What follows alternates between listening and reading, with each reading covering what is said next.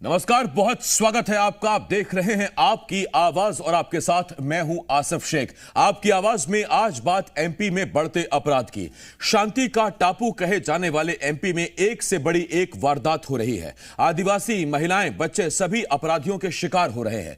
इसी एमपी में लड़कियां इसलिए अपनी जान देने को मजबूर हो रही हैं क्योंकि उन्हें इंसाफ नहीं मिल रहा। विदिशा के लटेरी का मामला इसी का सबूत है। 2 दिन पहले राष्ट्रीय बाल अधिकार संरक्षण आयोग के अध्यक्ष प्रियंक कानूनगो जब लटेरी पहुंचे तो उन्होंने बड़ा खुलासा किया। उन्होंने बताया कि नाबालिग से छेड़छाड़ के मामले में भी पुलिस ने पॉक्सो की धारा नहीं लगाई थी। सवाल यह है, क्या पुलिस ने जानबूझकर मामला हल्का करने की कोशिश की थी? ऐसे ही सवाल सीधी पेशाब कांड के आरोपी प्रवेश शुक्ला के घर पर हुई कार्रवाई को लेकर भी उठे थे। यह तब है जबकि सरकार अपराधियों पर सख्ती का दावा करती है, जीरो टॉलरेंस की बात करती है, और उधर बीजेपी के ही एक विधायक के बेटे पर आदिवासी को आज गोली मारने का आरोप लगा है। सवाल यह है, क्या एमपी में अपराध पैर पसार रहा है? क्या सरकार अपराध पर लगाम लगाने में नाकाम साबित हो रही है? ऐसे ही कई सवाल हैं जिनके जवाब जानने की कोशिश करेंगे। एक खास पैनल भी हमारे साथ जुड़ेगा, लेकिन आइए सबसे पहले एक रिपोर्ट देखते हैं।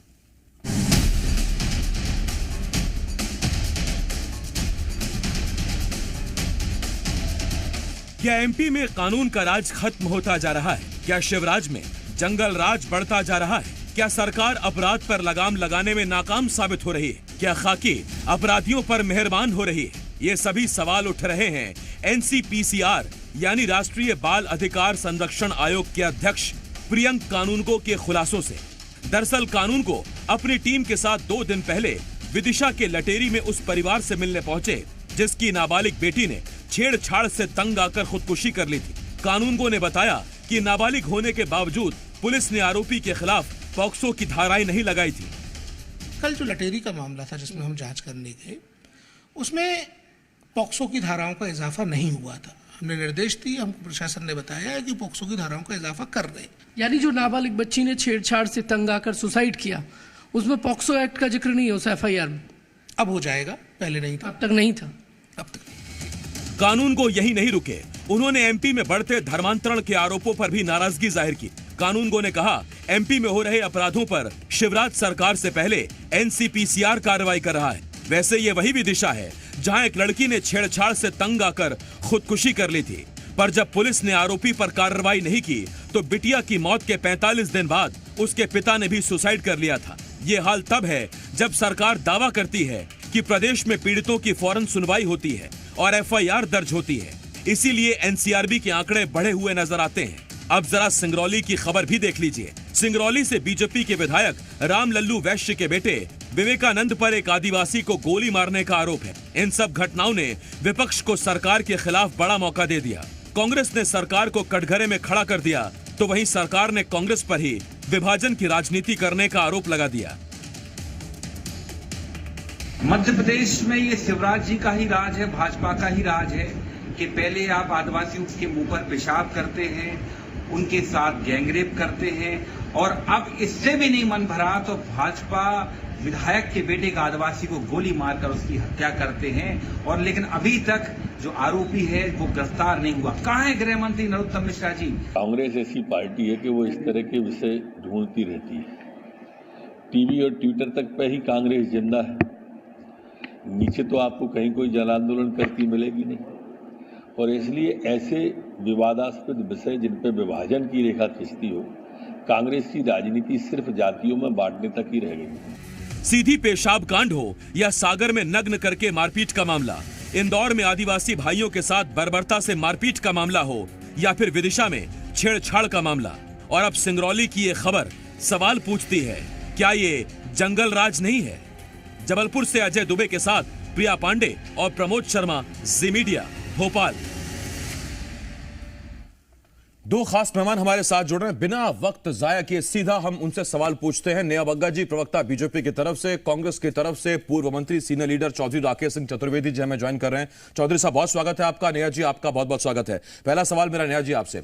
नेहा जी, जब भी एनसीआरबी के, कितने सालों से हम बात कर रहे हैं एनसीआरबी के आंकड़ों की, अभी 2021 की लेटेस्ट रिपोर्ट है, जब भी एनसीआरबी के आंकड़ों में एमपी की स्थिति देखते हैं तो बीजेपी के प्रवक्ता नेता एक बात कहते हैं कि एमपी में बड़ी आसानी से एफआईआर होती है, पीड़ित की फौरन फरियाद सुनी जाती है।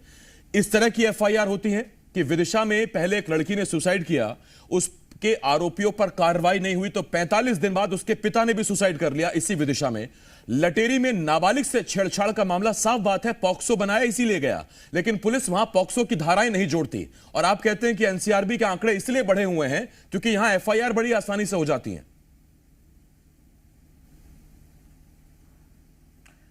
देखिए आसिफ जी, सभी जो भी जिस प्रकार के भी मामले होते हैं, मध्य प्रदेश की सरकार उसको गंभीरता से लेती है।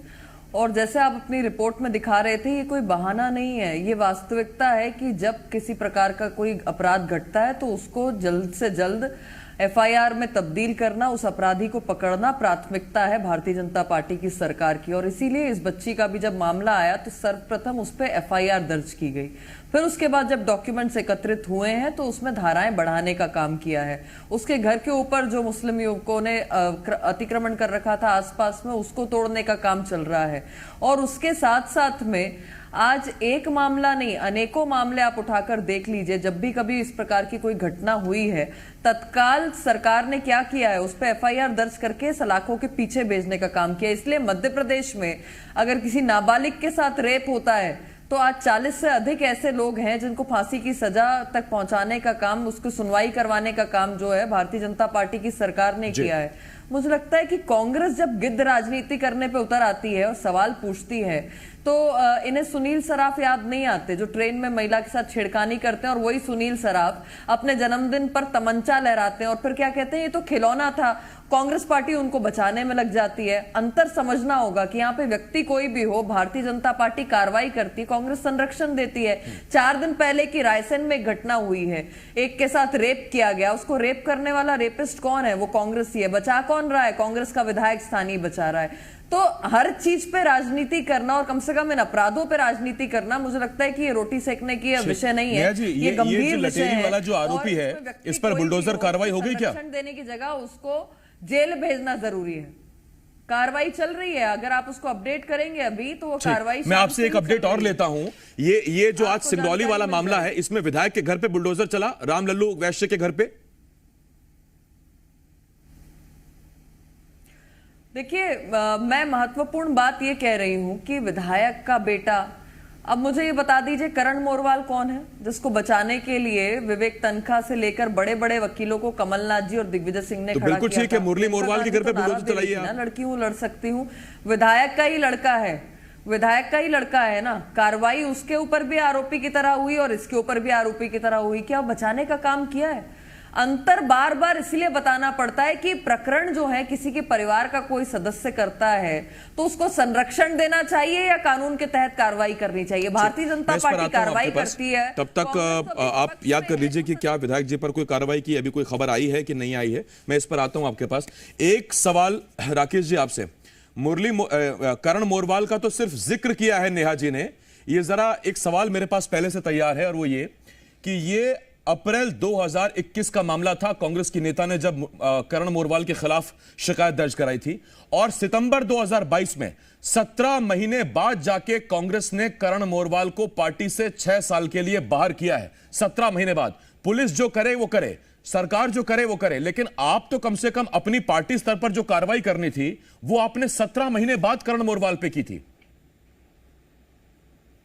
देखिए, उस प्रकरण की ज्यादा जानकारी मुझे है नहीं, लेकिन मैं ये मानता हूं कि जब एफआईआर लॉन्च हुई होगी, जब वो अरेस्ट हुए होंगे, तब संगठन ने उनको पार्टी से निष्कासित किया होगा। अपराध करने वाला व्यक्ति कोई हो, चाहे भारतीय जनता पार्टी का हो चाहे कांग्रेस का हो, आसिफ जी, आज वस्तुस्थिति ये है कि मध्य प्रदेश में क्राइम बढ़ा है या कम हुआ है? हम किस परसेंटेज में हैं? हम महिलाओं के अपराध में कहां हैं? हम बलात्कार के अपराध में जिस वक्त आप कह रहे हैं एनसीआरबी 2021 का पूरा आंकड़ा ठीक आपकी टीवी स्क्रीन के बगल में चल रहा है, तो जनता वो सब पढ़ सकती है कि एमपी अपराध में कहां खड़ा है। आप कंटिन्यू करिए सर। मैं ये अनुरोध कर रहा हूं कि अगर अपराध बढ़ा है तो इसके लिए सरकार जिम्मेदार है कि जनता जिम्मेदार है या कांग्रेस जिम्मेदार है? अगर ये आदिवासियों पर अत्याचार कर रहे हैं, गोली चला रहे हैं, उनके ऊपर पेशाब कर रहे हैं और नाबालिग बच्चियों के खिलाफ जो प्रकरण हो रहे हैं उन पर पास को नहीं लगा रहे हैं। अब ये बहन जी अभी कह रही थी कि जब डॉक्यूमेंट इकट्ठे किए जा रहे हैं, नहीं, मैं इस बात का पक्षधर नहीं हूं, मैं वकील हूं। जिस दिन FIR हुई उस दिन उस बच्चे की एज मालूम थी और उस पर पास को उसी दिन लगाना चाहिए था। मैं दूसरी बात कर रहा हूं कि अपराध हो क्यों रहे हैं, अपराध पे कार्रवाई क्यों नहीं हो रही है। मूल बात यह है कि माननीय शिवराज सिंह जी पानी ले लेंगे और चरण धोने लगेंगे आदिवासियों के, जिनके ऊपर अपराध हो रहे हैं, जिनके जो प्रेजुडिस लोग हैं। ये पानी कम पड़ जाएगा भारतीय जनता पार्टी को और मुख्यमंत्री जी को। मध्य प्रदेश में इतने अपराध भारतीय जनता पार्टी के लोग कर रहे हैं। अब ये विधायक जी के बेटे हैं, अन्य प्रकरण है, कभी कोई किसी को मारता। अभी हमारे पटवारी इस परीक्षा में आसिफ जी एक बच्ची ने सुसाइड किया, गोरमी की बच्ची थी। अभी डॉक्टर ने हमीदिया उसमें मेडिकल कॉलेज में सुसाइड किया। मैं एक कानूनी बात इन बहन जी से कहना चाहता हूं जो भारतीय जनता पार्टी की है कि जो लोग अपराध के लिए मजबूर करते हैं, क्या वो धारा आप भूल गई है?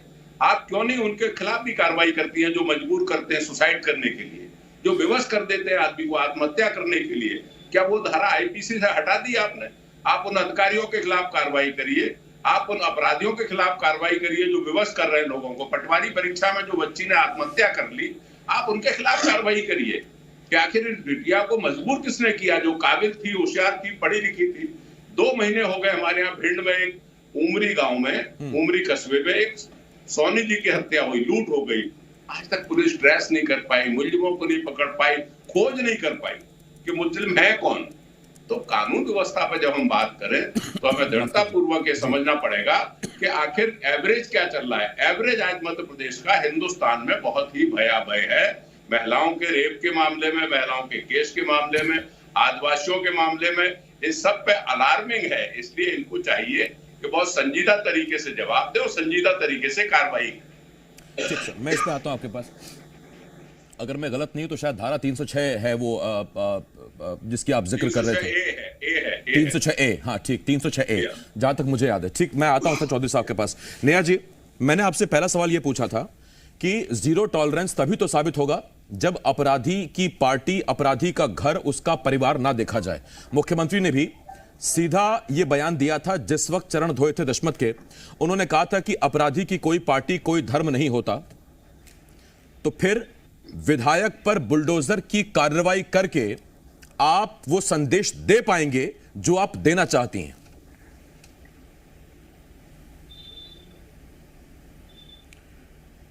आसिफ जी, देखिए, राकेश जी तो बहुत वरिष्ठ हैं और उन्होंने सभी सरकारों के कार्य भी देखे हैं और अंतर भी समझते हैं कि किस प्रकार से अपराधों पर राजनीतिक रोटियां सेकने का काम कांग्रेस पार्टी करती है। अभी महिला अपराध की बात कर रहे थे, मुझे हालांकि शर्म आ रही है बोलने में, पर अभी कुछ दिन, 10-12 दिन पुरानी घटना है, पता नहीं आपके संज्ञान में आई कि नहीं जी।